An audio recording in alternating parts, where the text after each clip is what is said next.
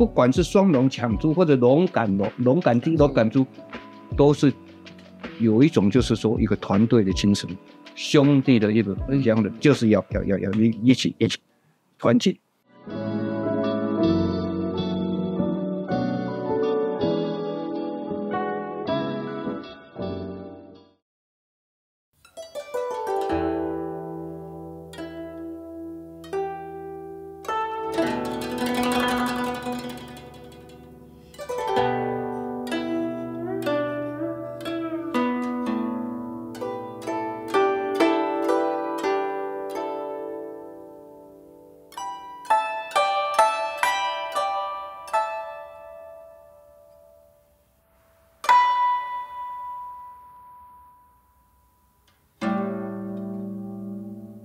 今天我们在蔡先生的这个收藏室工作室拍这个雍正、乾隆的一些精美的瓷器。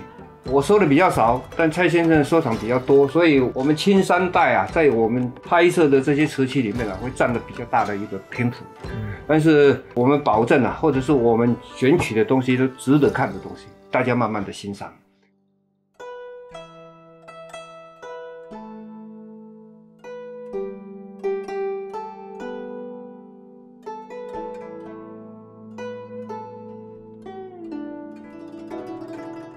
那么现在在这边展示的第一件，明朝我不敢讲，但是清朝我有把握，就是上黄色的这个东西啊，肯定是帝王的颜色。好像是到了比较后面的徽瓷就不能有黄色的东西，所以是非常严格的一个东西哈。黄色可以有好几种黄色，那么这是怎么样子？黄色等一下蔡先生说一个补充说明。那么它的图画也是比较简单，就是后面又龙赶珠，就双龙分别去赶这个珠，就画成这样的一个图片。那么以前我们常看到龙，大部分是双龙是在抢珠啦，所以这个图片它是龙赶珠，不管是双龙抢珠或者龙赶珠，都是有一种就是说一个团队的精神，兄弟的一个互相的，就是要一起团结，这样的一个味道哦。就简单，我是这样的一个感触，好不好？那这个罐子呢，它的黄色我们一般来讲，在康熙以后开始有进口的锑黄，那都用在珐琅彩上面。那这个是铁黄，那铁可以发射黄色，也可以发射红色，就温度的关系。那这个是黄色，刚才讲，这是在清朝的时候，这个黄色是一般都不能用的不要说老百姓了，连那个亲王没有得到皇帝的允许是不能用黄色的，不然的话你就有叛逆这叫奸越，有叛逆之罪。这个是用铁黄发射的，它这个黄是跟锑黄是不一样，锑黄是柠檬黄，它这个有暗花纹，就刚才讲到这双龙赶珠表示希望这个兄弟和睦虽然是团队，对，一直拉拔。那这个器型呢，我最欣赏的是它的线条美那这个盖子是所谓的像不像明代那种官兵帽子那这个是真正是这种是属于那种在明代来讲说什么？就明代的那种味道，味道有那个味道还在，对。你看这个颜色是国产中国的国产料，这国产的铁黄釉，对，铁黄釉。所以基本上这不算是珐琅料，它不算珐琅料。那么它的这个青花款，它的款很标准的，标准很漂亮的一个东西。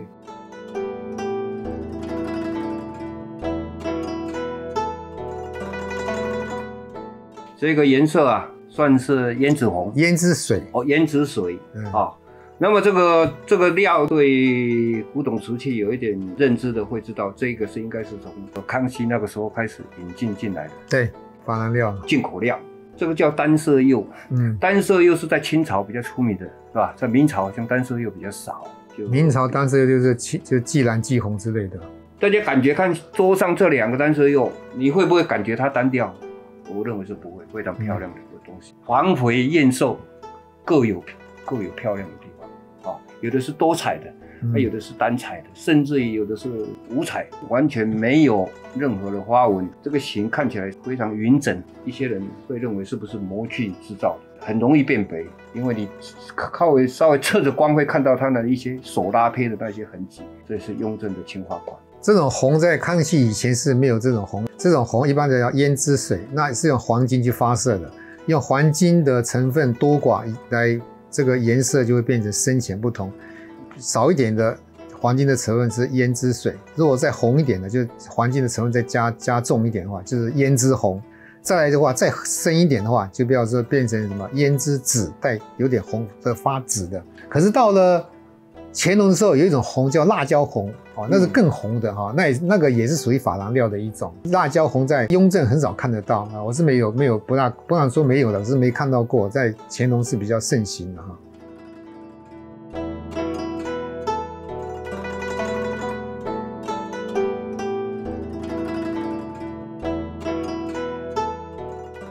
再下来这一件，因为刚刚蔡先生讲到这说这个胭脂水、胭脂红，还有什么胭脂紫的，一般人很难分辨，连我也是认知很有限。所以接下来这一件颜色比较接近，东西非常漂亮的东西，这个我喜欢的。当然这个毋庸置疑，因为它是雍正料款。那么这个颜色的情况，还有一些补充说明啊，它有加一个金框。这种叫做属于那种色地哈，补满但没有留白，全部叫色地。那这个颜色是应该叫做胭脂紫，它偏向就是加的黄金的比较，胭脂紫色的那个紫，紫色的紫，对对对，因为它偏向有点带紫色的哈。康熙开始到了雍正的时候，很喜欢说比较他们满意的瓷器上面再加一个描个金，再去烘烤一下，画龙点睛啊。对对对，表示它比较漂亮。比如说他特别满意的这个瓷器，他才会加个金啊，描个金。它胎很薄，所以拿起来比较轻，可以说是圆明园烧的啦。因为他已经把这个造办处的那种烧珐琅做的话，移到那个圆明园去了。我看会下料款的，一定是在宫廷烧的，一定在宫廷。对，在景德镇的，我看不可能不许可用料款。对，洋彩没有用料款，洋彩用青花款，没有用料款。对，料款都是到了皇宫里面，只有你几个专门写款的人，一个戴林，一个徐国正两个人。那么这个颜色是以前少见，以前我们注意到这个永乐宣德的那时候就是宝石红，可能在雍正之前根本没有看过这个颜色，没有这个颜色。就是后面就是自己在加料了，我们自己在研发出来，它研发出来的，对。对，也是很漂亮的一个颜色。再下来，我们再让大家看另外一个红色。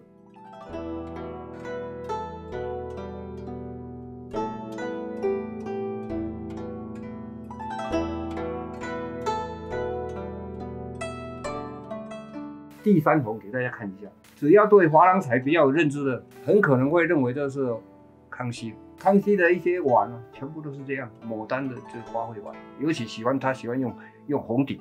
但是看官不对，到底是雍正之乾隆？等一下让蔡先生给大家表述一下。这一件这也用色地那个时候就是自制珐琅料还没有发明出来，用的他们都是进口料，或者是掺一些五彩，就像刚才讲的像康熙的一样，对，康熙一样。中国自有。那因为雍正在雍正7年以后才能够生产自制珐琅料，尤其是8年以后，在档案清宫档案都可以查得出来。那这件事应该是雍正56年的时候，这边有一个，这个是这是雍正50岁的时候，雍正45岁登基嘛，大概雍正50岁的时候，他的特别为他祝寿用的加一个桃果式的款，我记得故宫好像也有一件档案也查到是雍正50岁生日的时候专门做的，所以那个时候50岁。这雍正大概5年左右，或者顶多是6年就是50岁的寿诞。对，所以那个时候就是只是雍正5年或6年，那个时候还自制珐琅料还没做成，所以都是用进口的料，所以它的做法就跟康熙的一样，承袭康熙的那，所以你看起来很像康熙的味道，对，没有错，它就承袭康熙那种色地。所以这个桃果款呢，这个就是历史上出现的，就是雍正这一个50岁，对他没有再做，就50岁。乾隆有没有烧过这样的一个款？没有用，应该没有。对，后来应该也都没有用这个。所以除非这个东西是不对的后仿的，要么真正历史上出现的就是雍正50岁。雍正50岁烧了一次，好。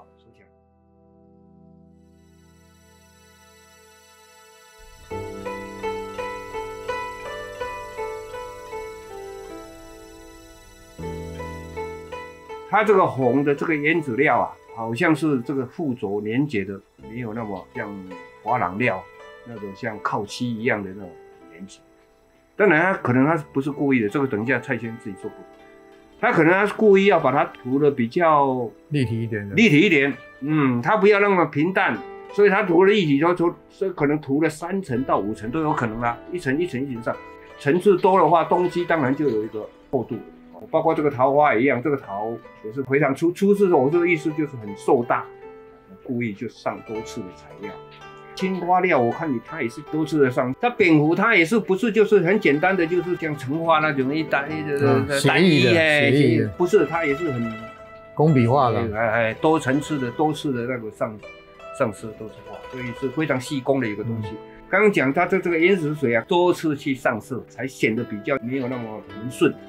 但是它是为了凸显有效，然后整体的器型看起来是非常漂亮，基本上很难看出它是手工。手工一般它有的会歪斜，接胎是在中线，这个是很明显。我刚刚讲这个烟纸是不是真的就是故意上的？当然是故意的，因为上次有讲过，它有上这个玻璃白嘛。玻璃白的话，就是说可以让这个颜色粉化，变成粉粉的，有层次啊。对，而且玻璃白摸起来就会稍微有点立体感，摸起来会凸起来的。因为青花是平淡的嘛，平面的嘛，是釉下的嘛，利用釉下跟釉上做一个，就是特别凸显它这个胭脂红的颜色嘛。就是说这个整个这个焦点是在这个寿桃上面的。它桃子讲给它立体化了，然后这个开窗也是一个寿桃形啊。对，它这个开窗也是寿桃形，对。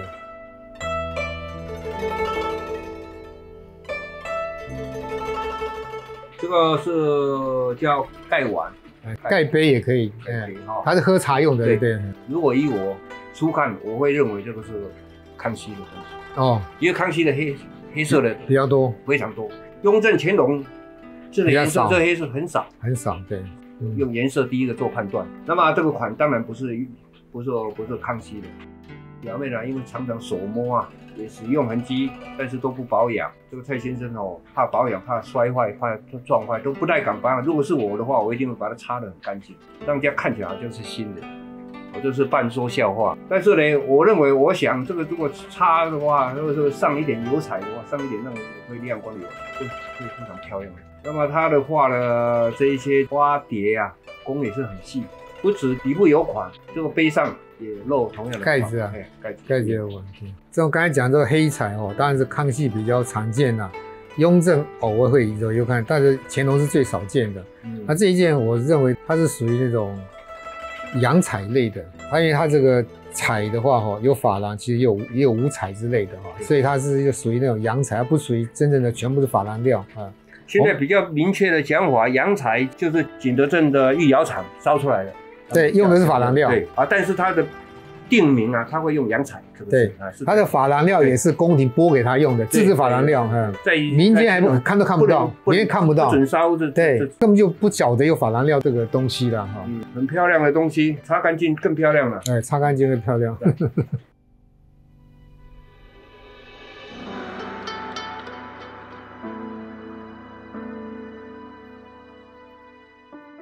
10之8九，大家会说是康熙的，但这个也不是康熙的。它这个款加乾隆也是釉上的啦，哈，对，釉上红款。康熙的味道这么浓的，结果是这个是乾隆的东西。脸部表情各个不太一样，不是那么简单随便画的，很用心、很用功的一个好东西。这个画的是应该算是戏曲人物故事，是在雍正跟乾隆的时候会怀念他的父亲或者祖父，会仿康熙做一些碗啊，或者是一些瓶子啊，就是仿康熙的一些作品会有但是不多，还可以偶尔会看得到。在实际上面绘画人物是最难画的，再来是动物，再来是植物。最容易画的什么？山水、风景。为什么？因为你如果说画山水的话，有败笔的话，马上就修掉，看不见了。但是画人物跟画鸟啊、动物这些画，你如果说有败笔的话，很难去修正了。所以你看我们画人物的并不多。雍正喜欢画什么？花鸟。那乾隆的话，画亭台楼阁那种山水比较多的啊。所以你知道乾隆画人物的很少，就是能考验他的一些技术上的问题哈。这个青料，这绿色的这个颜色也是仿康熙的，但是仿不到康熙那种翡翠那种颜色但是这种绿已经是很接近了，很接近了，对，但我们要知道这种绿色在嘉庆以后已经几乎是很少看得到，很少看到这种颜色。我也不晓得啊，因为他们以后用的是粉彩的哈，五彩里面很少看到这种绿色的哈。到民国以后的话，他们都偏暗绿色的。它可能有一些这个颜料是珐琅料都有可能的，对，但基本上是一个五彩类的。然后这个款，依你看这个是算是官窑款。官窑款没错，这种书法也不算少见啦，有一定的量，就是这种是正楷的写法，这种蓝料哦就不是青花，这种蓝料就是珐琅料了。外行人看画工，我不揣浅陋讲一句话，这个画工是非常漂亮，那个色彩的缤纷啊，那人的生动，是很好的一个东西。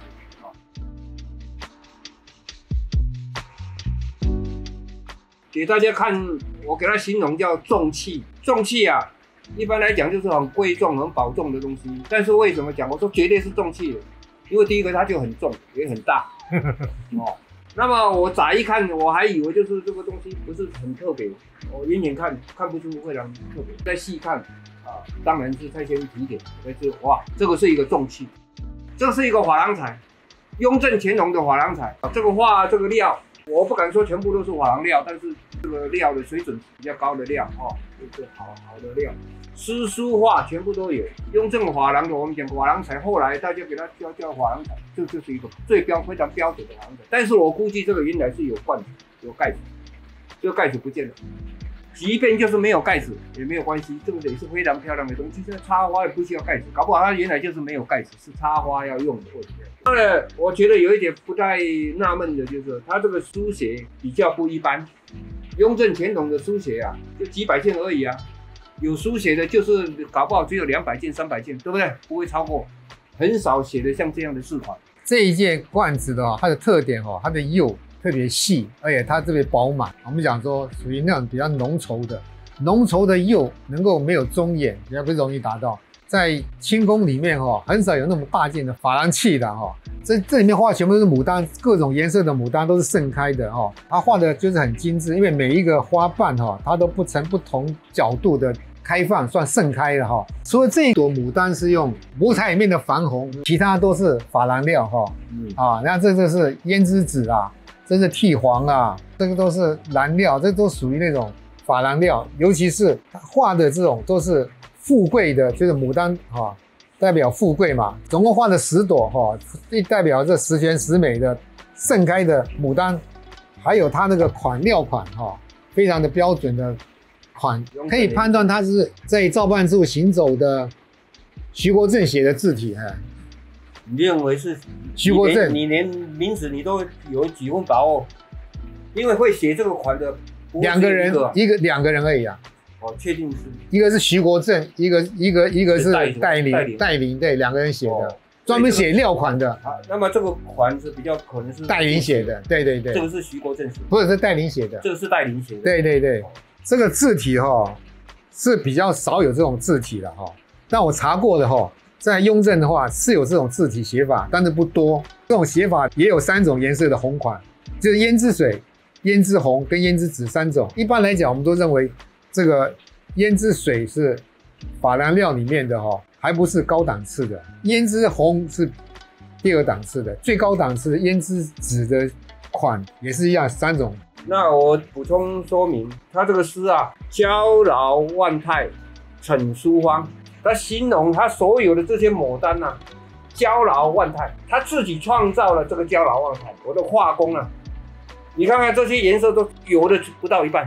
本来自然存在的可能有黄色的、红色的、红色的或者是有时候重红都有可能。对，3、4种。你看看这个颜色，你从来没有看过的，它是有它创造性的味道。今天我们就这一集讲到这边谢谢觉得真的好的话拍个手谢谢。雍正的味道就出来了，对，出来非常明显的雍正。蔡先生说他很喜欢这一件。那就是很有雍正的味道，它的性相比较接近雍正，是这样。